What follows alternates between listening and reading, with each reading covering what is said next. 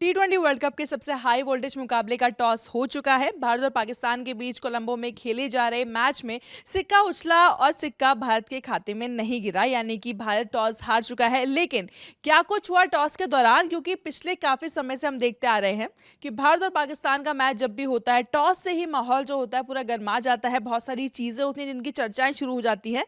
मेरे साथ सुकांत है, उनसे बात करेंगे हम। सबसे पहले तो वही पॉलिसी जारी रही जिसकी उम्मीद की जा रही थी कि नो हैंडशेक हाँ, वो तो और नो आई कांटेक्ट भी। बिल्कुल। और जो बात थी कि हाँ, टॉस के दौरान की डिसीजन क्या होगा, सब क्योंकि सबकी नज़रें उस पे ही थी कि डिसाइड क्या होने वाला है। और ये पता था जो टॉस जीतेंगे वो बॉलिंग चूज़ करेंगे। लेकिन सूर्या ने एक बात कही है, सूर्या ने कहा कि अगर मैं टॉस जीतता तो मैं पहले बैटिंग ही लेता। ये माइंड गेम लगता है आपको?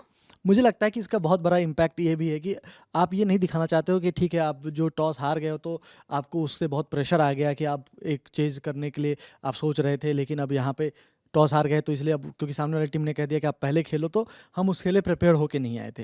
उनका कहना है कि मतलब मैं उसी के हिसाब से प्रिपेयर होके आया था और मैं पहले चाहता था कि हम लोग बैटिंग करें। और इसका एक और कारण ये भी हो सकता है कि जो पिच है अभी तत्काल, अगर आप देखो पिच धीरे धीरे स्लो होती जाएगी, क्योंकि ये बात टॉस के पहले भी जब पिच रिपोर्ट हो रही थी उस समय हरभजन सिंह ने ये बात कही थी कि पिच जो है धीरे धीरे स्लो हो जाएगी, क्योंकि अभी जो पिच है बहुत ठोस है, उसमें काफ़ी रोलिंग हुई है।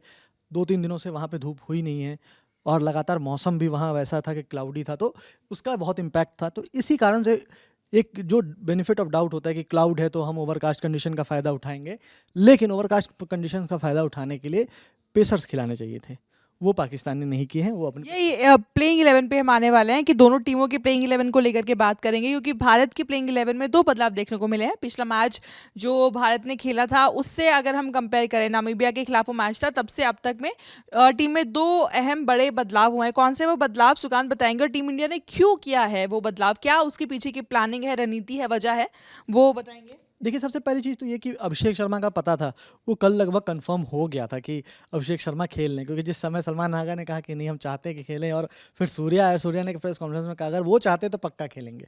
तो एक तरीके से कन्फर्मेशन तो कल ही आ गई थी, बस वो ऑफिशियल अनाउंसमेंट बाकी थे, और जो टॉस के दौरान ही होता है। तो अभिषेक शर्मा टीम में आ गए हैं, संजू सैमसन बाहर हो गए हैं। दूसरे प्लेयर जो एक मतलब ये देखने लायक था, क्योंकि ये डिसीजन काफ़ी टफ कॉल था, क्योंकि इसमें ये देखना था कि आप एक पेसर के साथ जाना चाहते हो या एक एक्स्ट्रा स्पिनर के साथ। और क्योंकि पाकिस्तान ऑलरेडी अपनी टीम में कोई चेंज नहीं कर रहा है, या फिर जो कंडीशंस को जो इन्होंने रीड किया है उसके हिसाब से यहाँ पे स्पिनर्स बहुत कारगर होने वाले हैं, क्योंकि बाउंड्रीज बहुत बड़ी हैं। तो उस लिहाज से ये बहुत इंपॉर्टेंट होने वाला है कि स्पिनर्स का स्पेल कैसा होने वाला है। और उस लिहाज से कुलदीप यादव का रिकॉर्ड भी पाकिस्तान के अगेंस्ट काफ़ी अच्छा है। तो इस कारण से कुलदीप यादव टीम में आ गए हैं, और अर्शदीप सिंह उनको बाहर बैठना पड़ा और वो इस मुकाबले में नहीं खेल रहे हैं। इस मैच से पहले से ही काफ़ी ज़्यादा बात बारिश को लेकर के हो रही थी। आज अब तक जो कंडीशंस दिखाई दे रही हैं उसको लेकर के आपको क्या लगता है कि क्या बारिश का इम्पैक्ट होगा, और आज जो प्लेइंग 11 चूज़ की गई है उसमें उस एक फैक्टर को भी ध्यान में रखा गया है? देखिए, जो बारिश की बात है वो ये है कि 7 बजे से पहले तक की बारिश की जो भी जितने भी फॉरकास्ट आए हैं उसमें यही है कि 7 बजे से पहले बारिश हो सकती है। ठीक है, 2-4 बूंदाबांदी हुई थी, और जो मतलब आशंका भी थी कि 5 बजे के आसपास बारिश हो सकती है या फिर मॉर्निंग के सेशन में हो सकती है। लेकिन जो जितनी ज़्यादा आपको डर थे कि हाँ बहुत ज़्यादा बारिश के कारण एक इम्पैक्ट दिखेगा, वैसा नहीं है। क्लाउडी है और ये पूरे मैच भर क्लाउडी रहने वाला है। तो इसका मतलब ये साफ़ है कि ऐसे भी टीम इंडिया के पास एक एक्स्ट्रा बेनिफिट ये है कि अर्शदीप को उसलिए भी रेस्ट देना ज़रूरी था कि आपके पास शिवम दुबे के रूप में एक विकल्प है, और यहाँ पर कटर्स ज़्यादा चलेंगे, बाउंड्री बड़ी है, तो आपको वो भी गेम में आते हैं, मतलब वो भी बॉलिंग अच्छा ही आपको एक विकल्प देते हैं। तो 6 बॉलर के साथ टीम इंडिया गई है। उनके पास 4 स्पिनर्स हैं, तो वो स्पिनर्स पर ज़्यादा भरोसा जता रहे हैं। फ़हीम अशरफ उनके पास एक पेसर है, और शाहीन अफरीदी एक पेसर है। तो जो टीम उन्होंने पिछले मैच में खिलाई थी वही टीम खेल रही इस बार भी। एक चीज़ और मतलब ये बताना चाहूँगा रिया, कि जो मैचेस इन्होंने 2 मैचेस खेले थे वो खेलते सिन्हेलिस ग्राउंड में, वो ये ग्राउंड नहीं है। यहाँ पे प्रेमदासा में इनके लिए भी नया ही मैच है, तो ऐसा नहीं है कोई बहुत बेनिफिट इनको मिलने जा रहा है।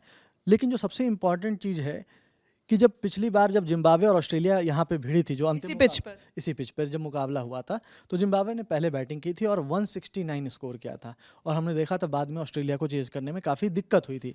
हालांकि वो दिन का मैच था तो उससे थोड़ा सा डिफरेंस हो सकता है, लेकिन ये जो पिच है जिस तरह से इतनी ठोस अभी दिख रही है, हो सकता है ये 20 ओवर के बाद थोड़ी सी उतनी मददगार ना हो बैटिंग के लिए। तो एक तरीके से टीम इंडिया के लिए ब्लेसिंग इन डिस्गाइज रहा है कि टॉस वो हार गए हैं, या फिर अगर जैसा सूर्या ने बताया कि वो डिसाइड करके आए थे कि पहले करना है, भले ही माइंड गेम हो, पर ये एक चीज़ डन है कि टीम इंडिया अगर इसी सोच के साथ जा रही तो फिर बेस्ट है।